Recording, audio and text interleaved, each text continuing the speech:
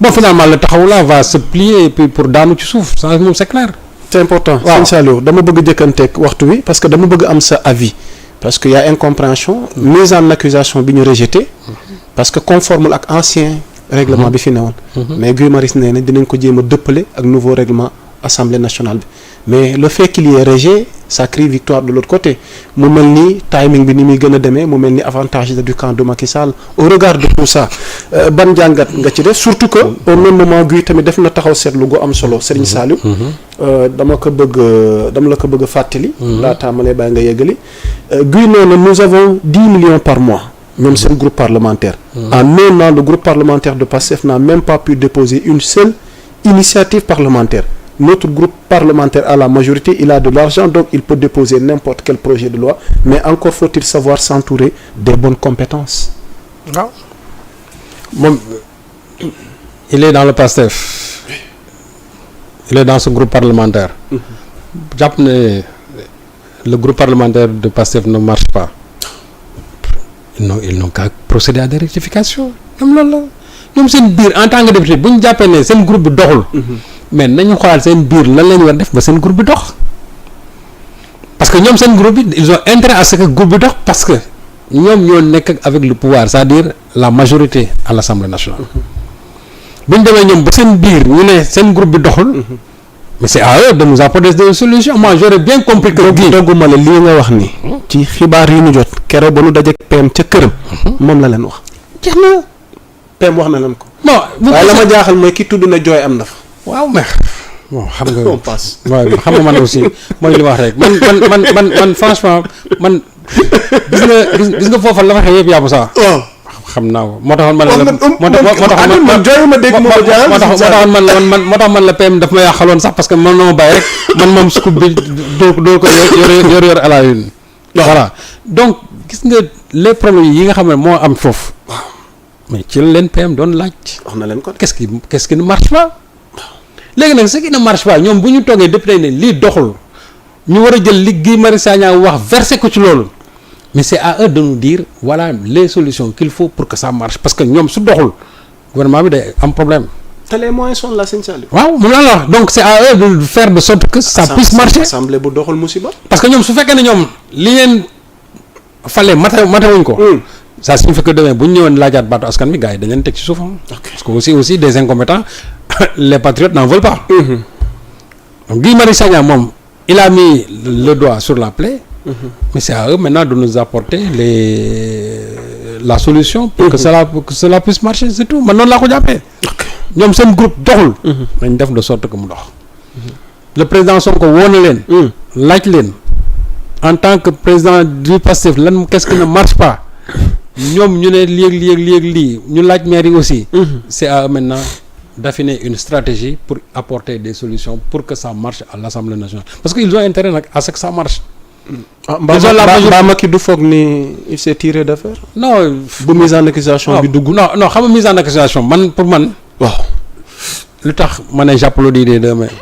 parce que ça montre que au moins les gens ne violent pas la loi à l'Assemblée nationale. ça quand même il faut le dire. waaw xam nga. ñoom jàpp nañu ne loolu c'était sous l'ancien règlement. le nouveau règlement ne prend ça pas en charge. mais c'est à saluer le bureau l'a rejeté. waaw maa d'accord mais loolu moo yoon. c'est-à-dire te mënoon wax ne ñun ñoo amee majorité. mais loolu nag gis nga. loolu nit ñi dañ ko woon rafetlu. mais finalement les gens vont dire que non loolu défaite la sax ci ñoom. ok alors que défaite pour man jàpp naa xool c'est une très grande victoire dans la mesure où ils ont voulu se conformer tout simplement au règlement intérieur de l'Assemblée nationale. parce que suñ defoon leneen. ñiy taxaw fii di wax loolu ñoo ne ils ont violé le règlement intérieur de l'Assemblée nationale parce que ancien règlement bi lii la waxoon le nouveau lii la wax mais puisque ñoom dañu sàmmoo ak règlement bu bees bi. vraiment les gens devaient applaudir en disant que wax dëgg yàlla waa Pastef fii sàmmoon nañ ak règlement intérieur bu bees bi man pour man loolu même su fekkee ne c'est en leur défaveur parce que aussi l'application du droit c'est ça bu fekkee ne yow même soo ko appliqué ci yow ci dëgg mu défavorable da nga ko war a def. mais c'est pas parce que su ma ko defee ce sera défavorable ci man. que normalement du ma ko def déedéet. donc pour man foofu. les députés du PASTEF ils ont en tout cas adopté la bonne conduite c'est-à-dire la conduite qu'il fallait tout simplement. et loolu lu jar a def la cela ne signifie pas que Macky Sall s'est tiré d'affaire. parce que les gens reviendront à la charge ça moom c'est clair. Macky Sall ah oui les députés de Pastef reviendront à la charge. Cette mise en accusation là. nit ñi kafuñu ci réewuñ ci. Macky Sall ne pas faire tout ça dans ce pays toog di manipuler nit ñi guddeeg bëccëg parce que tout ce qui se passe aujourd'hui lépp Macky Sall est derrière. ba ci dans cette affaire Madiambal Diagne la lépp mën na la lépp Macky Sall la de te man gis nga yàlla sax bi lay mu la ko waxee gëm ma. et j'ai dit que gis nga presse bii di agité wu fii yëpp y a beaucoup gis nga une bonne partie de cette presse là collabore avec Macky Sall.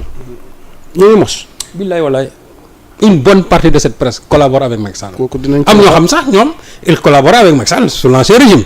sous le régime Macky Sall. mais ñooñu dañuy continuer rek. suite logique. dama ne. ñooñu dañuy continuer.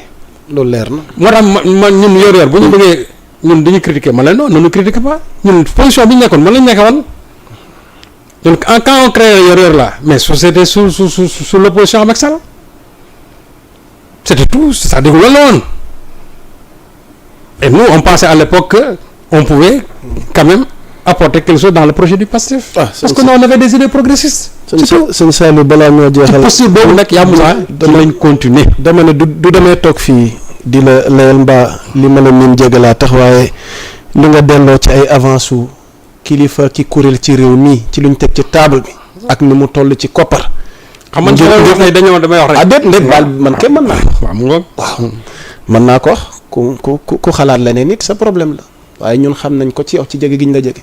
li ngay bañ di ko puus ngir bañ ku la jënd ku la tënk ngir mën a servir saw askan ci dëgg ci lu leer ci xibaar yu wër te wër xam nañ ci dara kon duñ fi toog di ci indi ay lay mais sëñ Saliou à tout seigneur tout honneur dañuy terminer jotaay waxtaan wi nag ci inu yoor wi nga xamante ni vraiment consacré ngeen ko à un monument de la pensée africaine et pourquoi pas même mondiale. Hommage national à Ahmadou Makhtar Mbow, le flambeau de la dignité africaine pour ñu tëj jotaay waxtaan bi Serigne Saliou jëmm jii di Ahmadou Makhtar Mbow ngeen jagleel ko une wu yaatu wu mag wi kerew ñu ko doon sargal di ko rendre hommage kilifa république bi yëpp teew kii mooy kan ak looy dolli ci hommage bi nga xamante ni yor dikk na ci te def ci liggéey gu yaatu. Ahmadou Makhtar Mbow un grand fils du Sénégal, je dirais même de l'Afrique. Il était un allié, l'ami de Iba Der Thiam, qu'il aimait beaucoup d'ailleurs. Der, vraiment, c'était l'ami de Makhtar Mbow. Le grand historien. Makhtar Mbow a dirigé l'UNESCO pendant plusieurs années. Dafa liggéey boo xamante ni ba mu fa bàyyi ba jusqu'à aujourd'hui les gens en parlent. Quand il parlait d'une nouvelle ordre mondiale, moom ci ñi ko njëkk a wax ci la bokkoon. Et loolu la cette nouvelle ordre mondiale là, c'est-à-dire aujourd'hui on est en train de vivre ça. mu nekk koo xam ne même au niveau national stabilité bi nga xam ne amoon na ci Sénégal dafa am benn rôle central boo xam ne daf ko ci daan jouer. À chaque fois dafay am yenn mission yoo xam ne bu ñu ko soxlawaan pour la marche de la République moom dañ ko daan confier. Macky Sall la affaire le projet de je crois la nouvelle constitution là. On lui avait confié cela et malgré son âge c'est-à-dire que Ahmadou Makhtar Mbow il faut que les gens sachent que il est décédé à l'âge de 101 ans. 101 ans. dund na siècle. Pour dire que 103 ans en tout cas yàlla na ko suñu borom xare àjjana mais pour dire que tout simplement malgré son âge. c'est-à-dire il avait la République ici. moom il avait la République ici. dina ko amoon. moo tax luñ ko mos ak fu ñu ko mosoon fëgg. pour loo xam ne nii luy jëm ci Sénégal la toujours moom il jouait les premiers plans ba pare nit ñi nag jox ko cër. ñi nekk dans l'opposition ñi nekk au pouvoir ñëpp unanimement dañ ko jox cër parce que xam nañ lu muy représenter. figure emblématique bu mel noonu nag dafay baax ñun ñu xam ko dafay baax suñuy doom aussi ñu xamal leen ko.